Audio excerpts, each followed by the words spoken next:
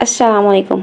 Our today's topic is about types of discourse. Previous lecture में हमने discuss किया था कि डिस्कोर्स क्या है, डिस्कोर्स एनालिसिस क्या है, और उसमें जो मेन अप्रोचेस थी हमने वो पढ़ी थी, जो कि दो थी, language in use and socio political. तो आज हम देखेंगे कि टाइप्स ऑफ डिस्कोर्स एनालिसिस कौन कौन सी हैं। तो ये 4 होती हैं: descriptive discourse, narrative discourse, expository discourse and argumentative discourse. First of all हम देखेंगे कि डिस्क्रिप्टिव डिस्कोर्स क्या होता है। जैसे कि इसमें नेम से ही जाहिर हो रहा है कि डिस्क्रिप्टिव डिस्कोर्स ऐसा एनालिसिस जिसमें डिस्कोर्स को डिस्क्राइब किया जाता है, डिस्क्रिप्टिवली डिस्कोर्स को एनालाइज किया जाता है, उसकी जो डिस्क्रिप्शन है वो दी जाती है। अब डिस्क्रिप्टिव डिस्कोर्स 2 तरह से एनालाइज किया जा सकता है: static description and process description. Static description क्या होती है? draws a verbal picture using words that appeal to senses। Means के इमेजरी, इसमें ऐसे वर्ड्स यूज़ किए जाते हैं जिससे रीडर के माइंड में एक पिक्चर क्रिएट हो जाती है। मीन्स कि ऐसी वर्डिंग वो रीड करता है जिससे एक व्यू उसके माइंड में बन जाता है। तो इस तरह से एक डिस्क्रिप्टिव डिस्कोर्स को एनालाइज किया जा सकता है। दूसरा यह है कि process description tends to explain various degrees और levels of advancement involve in carrying out a task.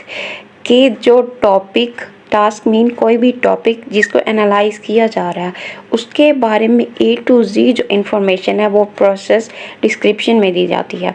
और फर्दर बताया जा रहा है कि स्टैटिक डिस्क्रिप्शन ये 2 तरह से होती है: technical form and imaginative form.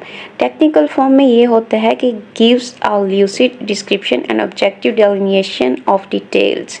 इसमें डिटेल्स बताई जाती हैं। स्टैटिक डिस्क्रिप्शन की टेक्निकल फॉर्म में तमाम डिटेल्स बताई जाती हैं, जबकि इमेजिनेटिव यूज़ में सजेस्टिव वर्ड्स यूज़ किए जाते हैं और कोनोटेशंस यूज़ की जाती हैं। अब कोनोटेशंस क्या होती हैं? किसी भी वर्ड के 2 मीनिंग होते हैं, कोनोटेटिव और डेनोटेटिव। कोनोटेटिव ऐसे मीनिंग्स होते हैं जो अकॉर्डिंग टू कॉन्टेक्स्ट यूज़ किए जाते हैं। अब अकॉर्डिंग टू कॉन्टेक्स्ट क्या होते हैं? अकॉर्डिंग टू सिचुएशन जो वर्ड यूज़ किए जाते हैं। जबकि जो डिनोटेटिव होते हैं वो लिटरल मीनिंग ऑफ वर्ड्स होते हैं, और connotative according to situation words use किए जाते हैं। इसीलिए इनमें बोला गया है कि imaginative uses suggestive words and connotations to create a dominant effect about subject being described. कि जिस चीज़ को डिस्क्राइब किया जा रहा है उसके अकॉर्डिंग एक व्यू क्रिएट कर दिया जाता है कॉनोटेशंस यूज़ करके और सजेस्टिव वर्ड्स यूज़ करके। नेक्स्ट हम देखेंगे narrative discourse. Narrative means to narrate something, और यहाँ पर है narrative discourse means to narrate discourse. Discourse जिस तरह की एक गुफ्तगू होती है, स्पीच होती है, कोई भी चीज़ हो सकती है, तो उसको किस तरह से नरेट किया जा सकता है। इसमें यह होता है कि पोर्ट्रेज कैजुअली रिलेटेड इंसिडेंट्स। इसमें नरेटिव डिस्कोर्स में यह होता है कि इंसिडेंट्स को बताया जाता है, इंसिडेंट्स जो कि पास्ट में हो चुके हैं और उनको नरेट किया जाता है। The occurred incidents are often arranged one after another in an order of chronology.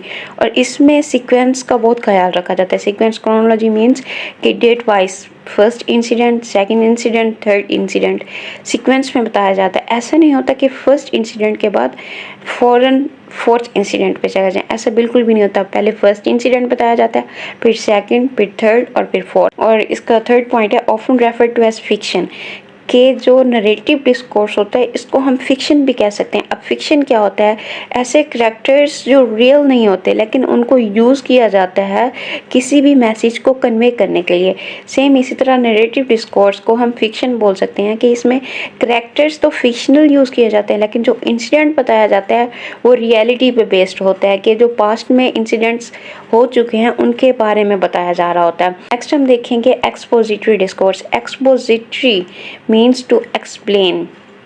जिस तरह से नरेटिव था to narrate, expository means to explain the discourse, कि कोई भी डिस्कोर्स जिसको हम एनालाइज कर रहे हैं डेफिनेटिव एक्सप्लेनेशन प्रोवाइड की जाए उसकी, और दूसरा क्लैरिफिकेशन होनी चाहिए उसमें।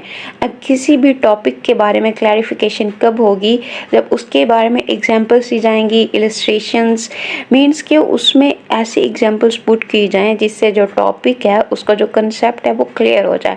और इसमें डिटेल्स दी जाती हैं और इसको कंपेयर किया जाता है, कंपैरिजन दिया जाता है, कंट्रास्ट दिया जाता है। तो नेक्स्ट हम देखेंगे आर्गुमेंटेटिव डिस्कोर्स। आर्गुमेंटेटिव डिस्कोर्स ये डिस्कोर्स होता है कंट्रोवर्शियल टॉपिक्स के लिए, मीन्स कि ऐसे टॉपिक जिन पे कंट्रोवर्सीज होती हैं। इसकी एग्जांपल हम ये लेते हैं, जब दो ग्रुप्स होते हैं, दो ग्रुप्स के अपने अपने व्यूज़ हैं और उनको उन पे डटे हुए हैं, तो हर किसी ने अपना अपना पॉइंट ऑफ व्यू क्लियर करना है, उस पर डटे रहना है, तो उसके लिए वो आर्गुमेंटेटिव डिस्कोर्स देते हैं। और इसका जो sole purpose is to persuade the audience, और इसका जो पर्पस होता है वो ऑडियंस को परसुएड करना होता है।